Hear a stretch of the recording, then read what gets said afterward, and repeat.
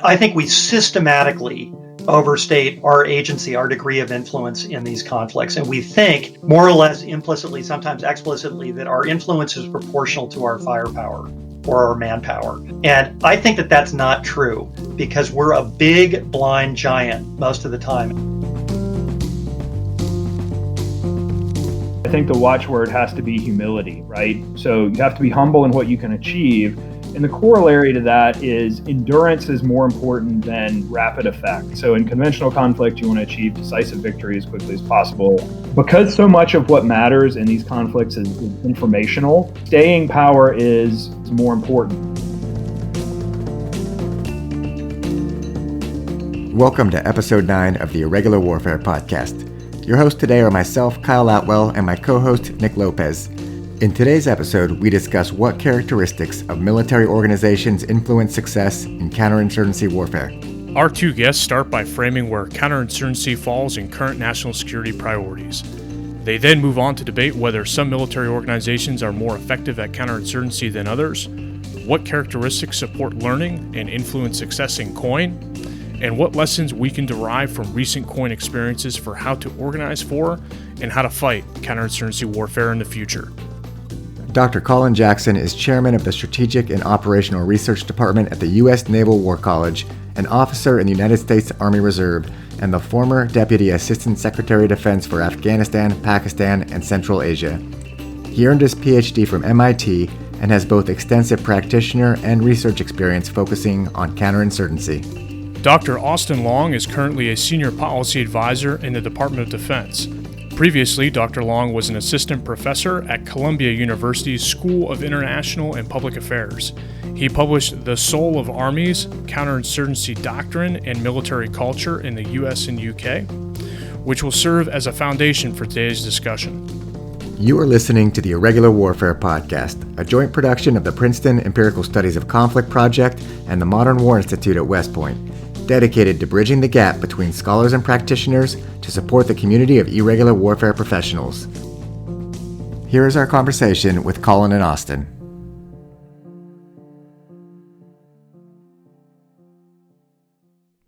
Colin Jackson and Austin Long, welcome to the Irregular Warfare Podcast, and thank you for joining us today. Pleasure. Thank you for the invitation. Good to be here. So our conversation today is focusing on why some militaries do counterinsurgency better than others. The topic of your book, Austin, and I'd like to start by asking, what motivated you to write this book, and why do you think it's an important national security issue? Sure. So I'll give a little bit of backstory on the book. As an undergrad at Georgia Tech, I thought I wanted to design nuclear weapons, which has nothing to do with this, but I picked up a book called The Army in Vietnam by Andrew Krepanevich.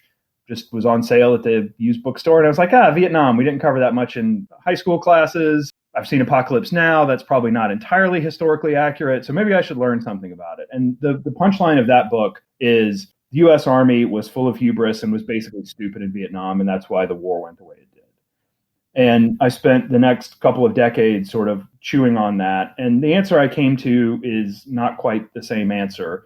But why is it important for national security? It's important for national security because the kind of conflicts that, whether you want to put it under the rubric of counterinsurgency or regular warfare, these are conflicts the United States more or less serially finds itself in. And there may be more, shorter or longer breaks, there may be higher or lower intensities, but the United States, given its global ambitions, ends up in these conflicts. And how we conduct those conflicts, how we fight those wars is extremely meaningful. But I think also beyond just the counterinsurgency or regular warfare rubric, thinking about why organizations approach that problem the way they do tells us something about how they try to solve problems. I would echo a lot of the things that Austin's had to say. I mean, I think I would sharpen it a little bit. Not only do we find ourselves in these straits frequently, we generally don't choose to become involved in this category of problem. And I think there are these sort of fairy tales we tell ourselves recently that, boy, we learned our lesson from that one. We'll never do that again, right? Just as we did sort of tell ourselves the same story after Vietnam. I'm less convinced. I think we're going to be here again in some way, shape, or form. And that's why it's important to actually care about this stuff. Two other sort of downer observations. One is that not only are we slow to learn as military organizations, we generally learn the wrong things. We draw flawed inferences from our experiences. And then what is more, even when we do sort of in the final minutes of the fourth quarter stumble to answers that are semi-helpful, we purge them pretty quickly in the wake of these conflicts. We may be entering a phase like that right now where all the sizzle in the defense community is the national defense strategy, return to large-scale conventional operations, and more or less trying to cut the cord on small wars, irregular war, civil war, whatever you want to call it. I don't think we'll get that choice. I think we'll be back here again. I think that these things will continue to simmer in a lot of areas. And while we may not want to have the bulk of our defense effort or attention focused on this problem, we're going to have some part of it focused on this problem for a very, very long time. And I'll just pick up there and say Colin's point about the fact that we tell ourselves a story, well, damn, that was stupid, I'm not doing that again. That I think is going to be perennial, and it's really problematic because it means we not only kind of forget, but we almost actively burn out brain cells that we spent learning these lessons. I spent the 1990s studying counterinsurgency, and when I would tell people that, they would look at me like I said I was studying hoplite warfare, right? They were like, yeah, well, that was some great Cold War stuff, but we're not doing that again. And then, post 2001, suddenly, if you can spell coin, you're like a genius, right? Because you actually kind of have looked at this before. So that's kind of my concern to Colin's point. I'm fully on board with the national defense strategy and reorienting to great power conflict, but you don't generally get to, in a weird way, you do get to choose these conflicts, right? We could have chosen not to participate in Vietnam. We could certainly have chosen not to invade Iraq, but Colin's basic point that if you want your society, your state to assume a certain role in international politics, almost every state that tries to assume the kind of role the United States has over the past 70 years ends up in some form or fashion of these conflicts. Austin, you're working in DoD in kind of a different capacity now, but do you see an actual lack of interest and pivot as far as DoD leaders' interest in irregular warfare? I think the national defense strategy has become totemic, right? And it's certainly understandable on one level where you want organizations to fall in line behind your national strategy, but it has also become just the thing you conjure by, whether it's resources or why I'm doing this or justification to senior leaders. And credit to the authors of the NDS, Bridge Colby, who was the DASD at the time, is a good friend.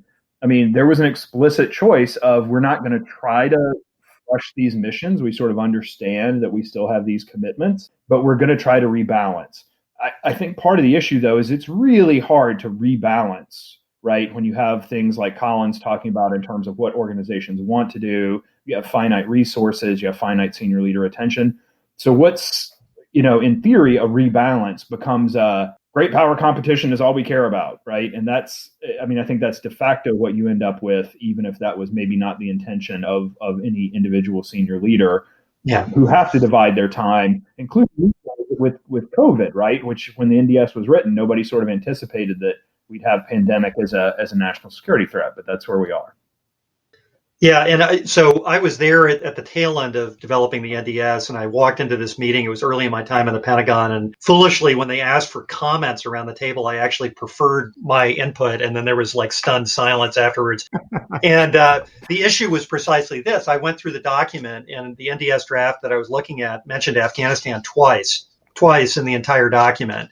And I said, well, this is the largest war we're running, and not to be parochial about it, but everyone who has half a brain wants to unlock the annuity that's currently allocated to something that's secondary in importance. I grant that argument. However, it is one thing to say one thing is more important than the other. It's an entirely different problem to say, how are we going to disengage from problems of secondary importance, or how are we going to manage problems of secondary importance which don't have easy endpoints? And stunned silence around the table. It's like, okay, well, can we get back to talking about China and Russia? And and I do feel vindicated. I then sat for 2 years watching this process, and boy, is it sticky, these problems, right? Syria and Afghanistan, everybody can stand up and say they want to get out of these things, but right as they get to the 11th hour, they're like, oh, but there are consequences. what does completely disengaging mean? Oh, I have a residual interest here of some proportion. How might I guarantee that in an efficient way? And so this is why these things are, to some extent, in my opinion, not going to go away, whether you define them as terrorism problems, failed states, civil wars, ... Austin, your book asks the question why some armies are better at fighting counterinsurgency than others, and you compare the U.S. Army, the U.S. Marine Corps, and the British Army performance in different counterinsurgency campaigns. What did you find in your research?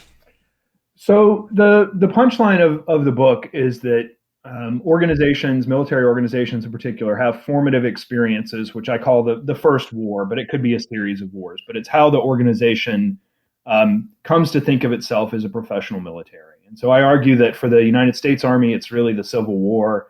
The Civil War is really the first total war. It doesn't have all the industrial accoutrement of World War I and World War II, but it's mass mobilization. This fundamentally reorients how the Army thinks of itself. The United States is great for social scientists in that we functionally have two armies. We have this other thing called the Marine Corps, which is basically a second land army and a third Air Force and all these other great things. The Marine Corps ends up looking a lot more like what the U.S. Army probably would have looked like had we not had the Civil War experience. Its formative experience as a professional military are sort of the banana wars. It comes out of the Navy becomes professional. The Marine Corps has to find a mission. The mission is doing things a mass mobilization army is not really great at. So you end up with these two armies that look like what I call archetypes of conflict. One is this mass mobilization army that's very small in peacetime, but gets very big very quickly to apply industrial power. And then you have this other thing that's focused on small units interacting with the State Department and other sort of non-military organizations. And this is what the British Army ends up looking like. It too has this sort of colonial constabulary experience. And so what you end up with is organizations that think of themselves and other organizations differently, how they interact with them, et cetera. I will stipulate that the book started out, why are some organizations better at COIN than others? And it really ended up at, why did they approach the problem differently? So Austin, in talking about your research, I'd like to take a step back. So what makes counterinsurgency a unique problem set, and how is it a unique environment for organizations to adapt to? For me, the big challenge of COIN is it's such an ambiguous information environment for military organizations, right? If you're fighting World War I, you have not had any clue about how machine guns and barbed wire and rapid firing artillery are going to work, but the environment will teach you pretty quickly or you're out of the war. So that's a very strong information signal. Like, why do our guys keep getting slaughtered? Right. It's these things. Feedback loop's instantaneous. The feedback loop is very tight, and it still takes a while to learn, but people start learning, right? The signal is just kind of hitting you in the face. For counterinsurgency, particularly of the kind we're talking about, which is sort of expeditionary counterinsurgency, fighting an away game, the selection pressure isn't that high, right? There's some things that are really highly kinetic, and whether it's in Baghdad during the surge, whether it's during the Tet Offensive, whenever. But then there's lots of signal that's not that violent. It's more assassinations and roadside bombs and who hates who in my neighborhood and why do they hate each other and these things that are awfully murky. And there, the information environment, what you want to pick up on is really strongly filtered by what your organization thinks is important. So if your organization thinks killing folks is important, then that's what you're going to focus on, right? And you're going to want to take down targets, whether it's through a sweep and clear kind of operation, whether it's through night raids, however you want to do it. If your organization is sort of focused on other things, there's plenty of that going on as well that you can kind of key in on. So I think that's the real challenge, is that the environment is so ambiguous. Once the environment becomes less ambiguous, most military organizations, they can kind of figure some solution out. They, if they don't figure it out quickly enough, they may lose the war, but they'll get there if they have time. I agree completely with Austin that military struggle primarily because they can't really interpret feedback in a coherent and effective way and translate it into action that gets them closer to what I would say is their goal in almost all of these things, which is to restore sort of organized political submission at an acceptable cost in terms of resources and manpower. Typically in expeditionary COIN, the name of the game is to sort of not only put the lid on it, but to see it sort of gel enough that you can walk away without the thing imploding. I would quibble a little bit with ambiguous. Ambiguous is one way of putting it. I think there's a selective misinterpretation of noise as signal and signal as noise. In other words, a lot of the things that you see that are symptoms of small scale warfare, ambushes, bombings, all these kinds of things, a military organization is primed with its existing sort of apparatus to interpret those as familiar events, things that are consistent with the way that they think about war as battle in a Clausewitzian sense. And they lock onto those things. They say, okay, this is the essence of the problem. The essence of the problem is the violence. That's to misunderstand what's going on here. What's really going on here is a competition for all the marbles, and it's among locals. The locals are renting muscle from contending forces. But the bottom line, this is about, Laswell's comment, politics is who gets what, when, and how. And that's what the whole war is about. The firecrackers going off all over the place are symptoms of that underlying struggle, but militaries typically lock onto the symptoms and say, okay, I'm in symptom suppression. I'm measuring my performance in terms of those symptoms, not in terms of what is the nature of the struggle going on here in the Civil War? What are the combatant parties and what's their game? My sort of puzzling on this, both as a scholar and as a practitioner, has been, why is it that the things we do as military organizations tend to obscure this larger game rather than clarify it? And so I think Austin's exactly right that the signal processing is dorked up here. I'm even more pessimistic. I think that it's not some armies are good and some are better. I think most of them are terrible, particularly if left to their own devices. And that doesn't mean that there can't be individual learning. It's not a ding on people individually. It's not because military officers aren't smart or adaptive or whatever. Quite the opposite. It's that smart people indoctrinated into these systems of implicit belief sets have a very, very hard time suppressing what are understandable reflexes that are appropriate in conventional war and totally inappropriate in some instances in civil war. So my punchline is, look, why do militaries struggle? Because they misunderstand the politics of civil war. So I would say, the thing that I would point to that I do think is different between militaries is the extent to which they're willing to engage with, in a very substantial way, outside organizations. The Marines were called at one point the State Department's army, right? Because they interfaced with it so much in these overseas expeditions. The Brits are, their army knows it's an arm of the Foreign Office, essentially. Both of them are highly reliant on other militaries for what they do. So the Marines rely on the U.S. Navy. The British Army, if it wants to get anywhere, it has to rely on the British Navy to some extent, right? And so they're just these networks of, we're comfortable operating with and being the action arm of these other entities in a way that the U.S. Army, which, as I said, its experience was total war. There was nobody else that was going to solve the Civil War for the U.S. Army. There was nobody else that was going to solve World War II for the U.S. Army. They needed the Navy to get across the ocean. But once they were across the ocean, they got this, right? And so it's just a very different view of what your interaction with other organizations are. And, look, other organizations can be frustrating. They can be annoying. They often have fewer resources, certainly, than the mobilized U.S. Army. But they do bring a different perspective, as Colin was sort of alluding to. And your willingness to interface with that perspective and work with it, I think, does matter. If none of that is there, as the Brits ran into in Basra, right? The Brits sort of showed up in Basra in 2003, 2004, and were like, okay, we're going to do what we did in Northern Ireland. Well, where's the constabulary? Where's MI5? Where's the foreign? Oh, none of that stuff's here. Ruh-roh. And they end up sort of running the Northern Ireland playbook with none of those things. And the result is they empower warlords and militias, and it all goes to hell in a handbasket. So even when you're an organization that's quote unquote good at counterinsurgency, I think a lot of it is you're good at taking things and taking opportunities that may be available. If none of those opportunities are available, it's going to be a hard row to hoe regardless. So it sounds like you have somewhat different answers to the question of why or even whether some military organizations are better at COIN than others. If I'm keeping up, Austin argues some organizations are better at COIN in part due to their openness to working with other organizations, and Colin argues all military organizations are essentially similar and work through the same processes when they're put into a COIN environment. Yeah, so this is one of these classic ones where, like John Lewis Gaddis would call it a distinction between a lumper and a splitter argument. I think Austin's argument is more of a splitter one where he's seeing, on balance, substantial variation in terms of, the openness, as he's saying, of some armies or services to integrating with non-military organizations. I look at the same data set and I'm like, they seem to my eye, to share more in common than they differ. So I started on the same puzzle and I was interested in this question of, are the British good at counterinsurgency? So I look at this and I see not only within the British tradition tremendous variation in terms of their performance, which I think Austin fairly alluded to in the Iraq case, but I also see a lot of commonality between the militaries that people wouldn't normally associate, between the American and British militaries, the British and French militaries. So I just see less variation on that dimension. I would agree with Austin wholeheartedly that the ability to work and play well with others is a key determinant of whether you're going to do well in these sort of political competitions and civil war.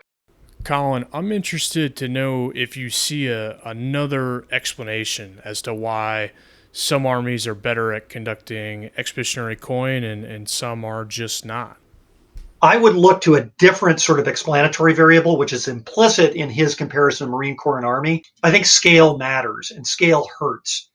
The bigger the green machine is, the less it wants to listen to partners or other departments or agencies. And that's, I think, the thing that bedevils the Army more so than its foundation experiences. Because I think the control is, as the Army got smaller, let's say in Afghanistan, dramatically smaller, I think it also became, by necessity, more innovative in certain dimensions. And to me, that is part of the sort of overarching theory here. I think these military organizations start to be creative when they must be creative, when they don't have enough schlitz to do what they want. And that is very heretical, right? Because when you hear most people talking about these things, senior military commanders are like, hey, I can win the war for you in fill in the blank, but you got to give me more men, more time, more resources. What I found both in my research and in my practical experiences, often it's the opposite. And that hurts, right? Because that's not typically. Are you saying surges don't help win these things? That sounds like it might be what you're saying. Talk about it. So I'll say this about scale. The reason I think that the organization's view of itself in war matters is, if you look at the U.S. Army in the sort of post-Civil War through World War I period, it's tiny, right? It's tens of thousands of guys scattered across the entire country. The Marine Corps in Vietnam is more than an order of magnitude larger. And yet the Marine Corps in Vietnam, with nearly 300,000 men under arms, thinks of itself in the way that I sort of describe, which is, we're focused on small units and doing small stuff and interfacing and blah, blah, blah. Whereas the Army of the post-Civil War, pre-World War II period thinks of itself as, we're the nucleus that will blow up like a balloon full of missiles, right? Where we're going to grow to be a huge total force that will be ready to fight a mass mobilization war. And so even when they're small, they think of themselves as going to be big. And even when the Marines get big, they think of themselves as quote unquote small. That's why I think the organization's view of itself matters. Colin, earlier you mentioned that some militaries struggle with expeditionary coin because they have trouble understanding the local politics and those dynamics involved. Can we dig into that a little bit more?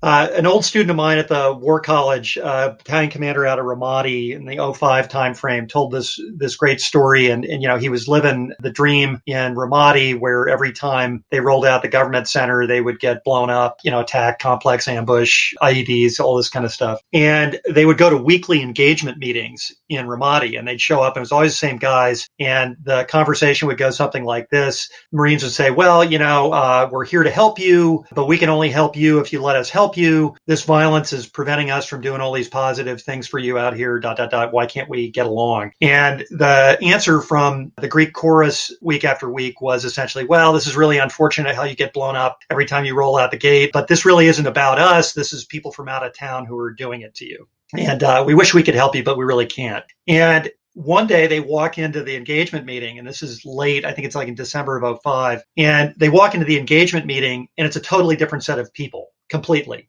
Same meeting, different folks. And they're looking around the room, and it's a bunch of people from target folders, people they think who are in Syria, senior imams, the whole thing. And they're like, what's going on here? And instead of the same story back and forth, the Iraqis open and they say, what are we going to need to do to get you guys to leave? And the conversation goes on for some time, but what becomes clear in the course of the conversation is that's not exactly what they mean. What they mean is we're willing to work with you to get rid of these out-of-towners, but only under the following circumstances, and we want to work with you on that. And my buddy's comment on this was, the acme of humility, and I think the mark of really successful people in counterinsurgency is frequently intellectual humility. He goes, we didn't go from being idiots to geniuses overnight. Something changed. The reason I tell this long story is I would locate what is changing in Iraq, what is changing at various times in Afghanistan, as much or more in the court of the locals as it is in terms of doctrinal innovation, right? Because my student's observation, the battalion commander, was, look, I'm doing the same thing. I'm like a model of consistency. And then one day they walk in and they want to play ball. What changed? Right. But the bottom line was it was a change in calculations on the Iraqi side among groups that had been insurgents, who had been in the gray zone, who knew who the AQI guys were. It was a change in their calculation that led them to switch sides. So this is interesting. And if I understand correctly, what you're saying is that the fundamental challenge is that the local political context is the biggest challenge. And even changing the approach or the amount of resources that are thrown at the problem set, that may not necessarily impact local dynamics as much as what one would want or one would think. Right. Well, so that's one, is that we don't understand the whole game and probably never will in any of these places, in part because it's so complicated, in part because of language barriers, but in part because the locals want to obscure it for us, right? They want to play their game and tell us the story we want to hear. But it's worse than that. There was a very, very interesting speech given by General Odierno to the Heritage Foundation, and it's called The Surge, a Year On. He's trying to explain why things got better in Iraq. And his story is essentially, the nation gave us more resources. We learned a lot of things about doctrine by implementing a different doctrine, getting more resources, getting more manpower, and not giving up. We essentially forced the turn here. And the story I got from friends who were there, and certainly this resonates with a lot of other examples in other theaters, tells a slightly different story, which is that we have been doing a lot of important things more incrementally over time. A lot of the TTPs we ascribe to the surge or the counterinsurgency doctrine were present in some form or fashion already. And what happened was there was a huge shift in calculation by various groups inside Iraq. And the puzzle then becomes, well, why did they change? There are a lot of candidate explanations that aren't increased troop levels, aren't all these other things. That said, I don't want to diminish the credit that General Petraeus, General Odierno ought to get for getting behind success and reinforcing it violently. A willingness to be completely heretical in the use of money, the recruitment of locals, et cetera, and the willingness to take risk. Without those elements, you could have had something break our way, but we didn't exploit it. But my point is that the hinge here may have been something that occurred in the minds of the locals, and only secondarily sort of changes in our mindset or our approach. No, I agree completely. So there's an article from a few years ago by a longtime U.S. government counterinsurgency analyst who's now retired named Link Krause. And the title is Playing for the Breaks. And that's a lot of what Colin's talking about, is you have to be prepared to exploit something when it breaks your way. But the reason it breaks may only at best be secondarily about you. And I will say at a macro level, it's the big difference in outcomes between the surge in Iraq and the surge in Afghanistan. And this is why the lessons learned piece that Colin was talking about is really important. If you think the story of the surge is, I need more stuff and I need to be smarter and I can fix anything, then the surge in Afghanistan should have gone more or less like the surge in Iraq. We sort of go out, we partner with people, things go great. When it turns out that there's not been the change in calculus of the locals, then you can show up with more stuff and more guys and more money and more whatever. If there's not these entities to partner with that are willing to work with you, it's not going to matter. And so to me, that's the big difference. The surge in Afghanistan never got the traction that the surge in Iraq did because there wasn't the change in local political calculus, despite having certainly the same tactics, right? Many of the same leaders in General Petraeus and General McChrystal, right? You have a lot of the band is back together, but you get a very different outcome because it's a very different country. And we went into it saying, well, we know they're different, but I don't think people had internalized what that difference meant. Yeah, listening to what you're saying, taking the similar approach, applying it to two different conflicts with very similar leadership. I guess my question is, do you think that the influence that the U.S. military and any other external military can have is fundamentally limited in the first place? And what are the implications of that for how we should approach these conflicts? I'll jump in. I think we systematically overstate our agency, our degree of influence in these conflicts. And we think more or less implicitly, sometimes explicitly, that our influence is proportional to our firepower or our manpower. And I think that that's not true because we're a big blind giant most of the time. And it's not because we're not smart. That isn't the issue. The locals do hold all the information. This is where the Kalivas Civil War book is so good. His argument is the locals have all the information. Everybody else has muscle. And then the locals manipulate the guys with muscle. And I think that's consistent across both of these cases. So we are the muscle when we conduct expeditionary coin, and the locals hold on to the information. Colin, you've spent a good amount of time either in Afghanistan, to include 2009 during the surge, or observing coin in Afghanistan as a policymaker in D.C. How effective has the U.S. been at developing an understanding of the local political context, and taking that understanding and that information and getting it to those that need it? Yeah. So 2009, this was this period of time in which we had grabbed a lot of real estate in the East, but really had incredibly small numbers of Americans still there. It was very much the beginning of the surge. And so the question was, what do you hold? Why do you hold it? And what can you accomplish? The Afghan National Army was pretty basic during that period, able to do company level operations, maybe sometimes battalion, but not really in conjunction with us. In terms of information flows, I'm struck by, something that Elliot Cohen observed a number of years ago. Every one of the units that rotates through, if they don't go back to the same place, goes through this curve of characterizing its own knowledge. It shows up and says, oh my God, this is so much worse than it was in the survey visit. And we better, stop the bleeding. And then they get halfway through their rotation. They're like, you know what? This was really bad at the beginning, but I think we're really making progress. By the end of it, they're getting ready for the Riptoa and they're like, we got it on like the 5-yard line and we're going to hand it off. But you guys, there's no way you can't score. Right. And then the new unit comes in and they start right where the first unit did. So I think most of these units, and you can now talk to the alumni of Eastern Afghanistan, guys who fell in on the same combat outposts, and light bulbs start to go off when they talk with each other because they're talking about the same locals. Locals don't change. The information structure of the area doesn't change. There are little things, operations the enemy runs, operations we run, but it's our sort of repetitive ignorance of the details on the ground of who's who in these areas, who has influence, what the nature of the struggle is that they're actively trying to prevent you from seeing. I had a good friend out in Eastern Afghanistan in 2009. He was up at Fob Bostic across from a village called Naray. And we were having a discussion before he deployed. And I said, the academic work I've been doing suggests that one of the interesting sets of questions to ask is who owns what? And so he tried this natural experiment and I linked up with him in country in the summer. He goes, oh, this was the funniest thing. They were willing to have conversations with me about everything that's typically American. Where's your police station? How many people have you trained? How many people have you detained? When I asked them who owns the following plots of land, they clammed up in a heartbeat. No one wanted to talk about who owned what, who really had influence, who had land rights, water rights.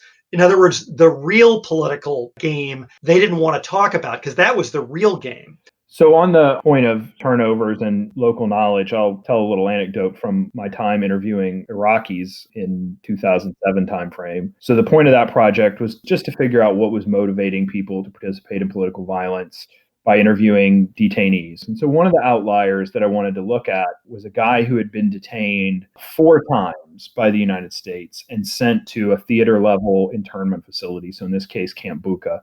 So let me interview this guy. So this is Ramadan 2007, sort of the fall. We're doing interviews at night. That's when the guys are awake and also when I can offer them a cigarette. So we're sitting in a trailer that has a rug in it. I've got an interpreter with me. And so it's just me, this guy, and the interpreter. He's an Iraqi farmer, which means he's probably 40 and looks like he's about 60. He's very chill. We have a very pleasant conversation about what's happened to him since 2003. And finally, at the end, as we're sort of wrapping up, I say to the guy, well, look, I just got to ask you something that's been on my mind. You've been detained, sent to these facilities, let go, detained, sent to these, what's going on? You keep thinking you have to fight the Americans. Explain to me what's happening. And so God bless him. He checks his watch to make sure it's before sunup so he can have another cigarette. And he asks for another cigarette, give him another cigarette, takes a long drag on the cigarette, kind of blows it out and says, look, when you guys came to my country, my neighbor joined the new police force that you guys set up. My neighbor and I had a dispute about some land. So when you guys came and he joined the police and we couldn't work out this dispute, he just told your American forces that I was a terrorist. And whoop, you grabbed me and took me away and took me somewhere. And then I talked to some people that looked just like you. And eventually they let me go and I went home. And there was a new American unit there. And the new American unit talked to my neighbor who was still in the Iraqi police. And he said, essentially, I don't know why your Americans at higher headquarters are stupid, but they have let this terrorist go. Whoop, I am grabbed again. I am sent, rinse, repeat. Every time it's a new American unit, every time his neighbor says he's a bad guy, every time he goes away.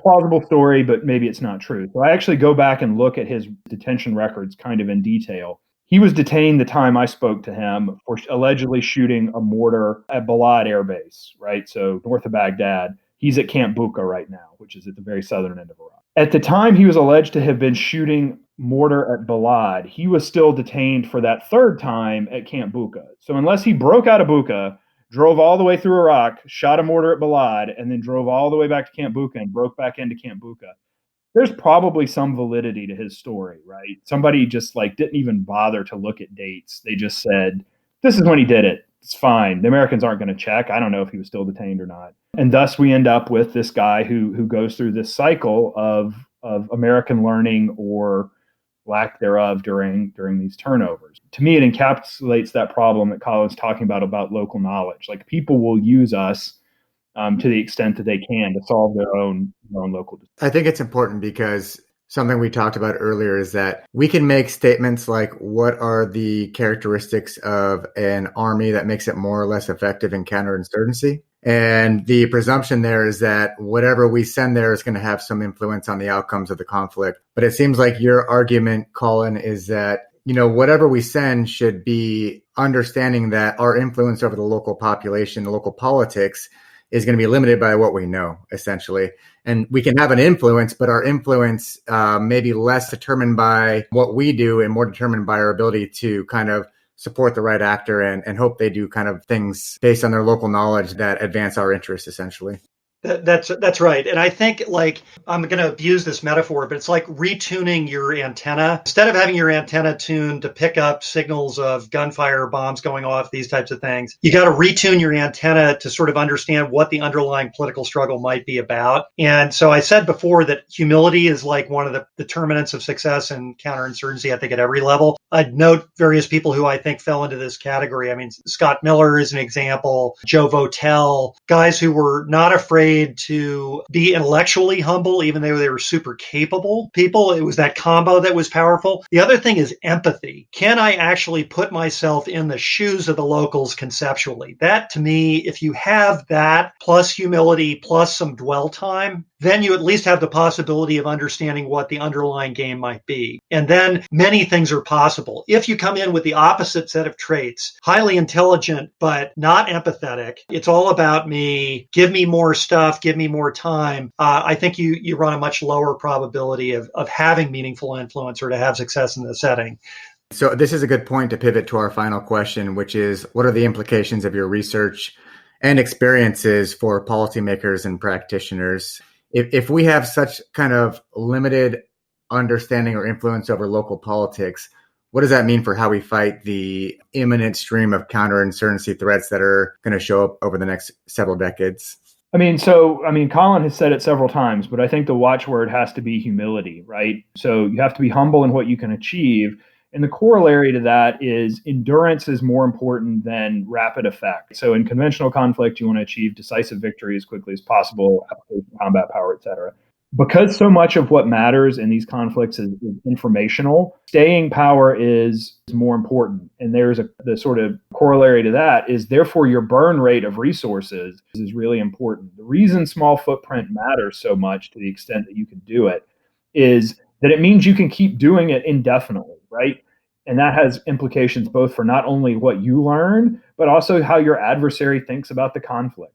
Right? The Taliban alleged anecdote of like, you have the watches, but we have the time. That's only enabled by the fact that you think the Americans are going to quit and leave eventually. And we've stayed longer than they probably thought we would, but we're still looking at leaving. They're not. So to the extent which you can tell a story that I'm learning every day, we're staying, we're going to mitigate these problems of RIP TOA. But what we are going to do is stay. And therefore you need to adjust your sort of strategic theory of victory, other side appropriately. I think that's what we can take away from this. The organizations that we have to fight with, I think, are fundamentally the organizations that we have. I think Colin and I, while we get there by different paths, we don't see a way to fix or change the professional military organizations that we have in a macro way. I don't think you're going to get to the sort of counterinsurgency nirvana, but you can, by understanding the tools that you have, then come to understand how that means you have to prosecute the conflict. And I think that is, as I said, it's about humility and endurance much more than brilliance and decisive effect. I'd echo a lot of what Austin has had to say. I mean, when people ask me this sort of generic advice, what's the bumper sticker for these conflicts?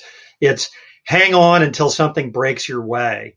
And hanging on requires you to be small enough, sustainable enough, both in terms of home front exposure, financial cost, that you can hang around until something breaks your way. But as I'm hearing this conversation, I mean, one way to talk about this resources question is, certainly my conclusion was that resources frequently are sort of soporific. They're an anesthetic to learning, right? Like, so having lots of stuff leads you to do lots of things, but not think very much. And the timing with which you receive resources is critically important. So the story that Austin is telling, something is germinating in Anbar, it starts to break your way, and then the avalanche of resources shows up.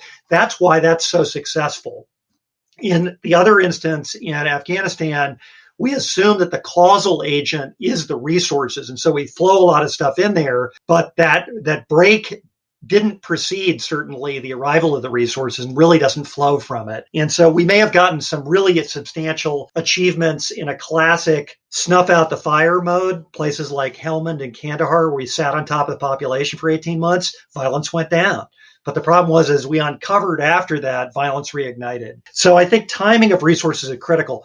I'll add one other sort of policy, so what? I think we should expect, and I want to be wrong, I desperately want to be wrong about this, but we should expect some selective purge in this period, and we may be in the middle of it, where we forget or we burn out the things we were good at in the late stages of this counterinsurgency. Here's the new advisory model that we've used with tiny footprints, both in Syria, Iraq, and Afghanistan. Forget how important all of these information requirements are. Forget how different civil wars are from conventional wars. We run a substantial risk there. So anything we can do to keep the eternal flame going is a good thing. And that's different than saying, the NDS is wrong and we ought to be plunking lots of money into this. I don't fight the NDS. I think it's a lot harder to execute than people think it is. And I don't think we should tell ourselves stories that we can choose which types of wars we'll end up in. Because again, we didn't choose the Iraq insurgency. We thought we were choosing Desert Storm 2, and we got a sequel. But anyway. That's a good point, though. So when you talk about how to pivot to great power competition and the prospect of massive interstate conventional war, and yet we need to maintain the lessons learned so we don't make the mistakes we did in Vietnam. Do you think the military is taking some steps in the right direction, or are there additional things we have to do? The immediate thing that comes to mind is the SFABs, but more broadly, I wonder what your guys' thoughts are on that. I thought the SFAB as a concept was a really, really positive one. I watched the first 3 rotations of that go through Afghanistan. It is a huge leap forward in trying to export the idea of by, with, and through to the conventional force. So that's good. And I see applicability, particularly in the Pacific, to sort of partner relations. How can we make partners better in a different type of conflict? On the SFAB, I am much more cynical about the SFAB than Colin is. I think it's a good idea, but it was a good idea that was executed principally to preserve Army force structure in a post-sequestration environment. If you look at what they are, they're basically Army brigades. They don't have the stuff you would really want. So I'll just highlight one. They don't have a huge counterintelligence or intelligence element, which is exactly what you need to do SFAB type stuff, right? So they have all these enablers that have to be hung on them to do what's their alleged job. So I'll put my cynicism out there. In a return to great power competition environment, I think the SFABs will look increasingly more like, regular brigades rather than security force assistance. They may still have the name, right? If the name is good, why change it? But I think increasingly they will be what they always were, which is a way to preserve force structure that is notionally about this sort of learning environment, but is really about how do we make sure we can continue to do what we do. Now, that said, the last great shift back to great power competition, even though it wasn't called that, at the same time, the U.S. Army was exploiting technology to build the National Training Center and the Counter Mobility Training Center that Colin was at in Grafton, Germany, and all of these other great things that made the Army that won Desert Storm possible. Even as that was happening, we were fighting a war in El Salvador, right? We were also fighting a sort of war in Honduras. We were involved in, Angola. We were supporting irregular warfare in Afghanistan. So I think, as a nation, we probably can walk and chew gum at the same time. It just requires a lot of discipline intellectually to say this is the right tool for this problem, which is fighting the Warsaw Pact on the inter-German border. This is the right tool for this problem, which is supporting the sort of not very nice Salvadoran government and maybe making them a little less bad. This is the tool for Angola. This is the tool for Afghanistan. And understanding where you can apply the right tool, knowing that the right tool is the one that will allow you to exploit the breaks, as we were talking about, not the one that will just come in and fix everything because it's awesome. I think Austin's point's a really interesting one, which ties up the Title 10 piece of this as well, which is the services are quite frequently in a game of force structure protection and resource protection. And each one of them has a different bumper sticker for this: Carrier Strike Group, Divisioner, BCT, MAGTAF, like everybody's got their thing. And there is a sort of a two-level game going on here. One is to preserve force structure and the other is to solve problems. And these two are often in tension. And I agree with Austin that if the world were simply a problem-solving exercise, what you'd be doing is tailoring force packages to problems. But what we see more frequently is services saying that, but in reality doing a mix of how can I use the problem to do what I want to do? How much of the problem do I need to solve to get what I want? So this is a good place to stop. I want to thank both of you for coming on the Irregular Warfare Podcast. This has been a great conversation. It's been a real delight. I appreciate the opportunity to talk about this with you guys and also to rehash many old injuries with Colin. Thanks again. Yeah, no, I'd echo Austin. Great fun and super important topic, and you guys are awfully good to have us on the program and also to keep the flame alive on this stuff. This is a problem we won't be able to get unstuck from. That's my proposition. But for that reason, it pays for a lot of folks to take this stuff seriously, even if it isn't problem number one of the moment.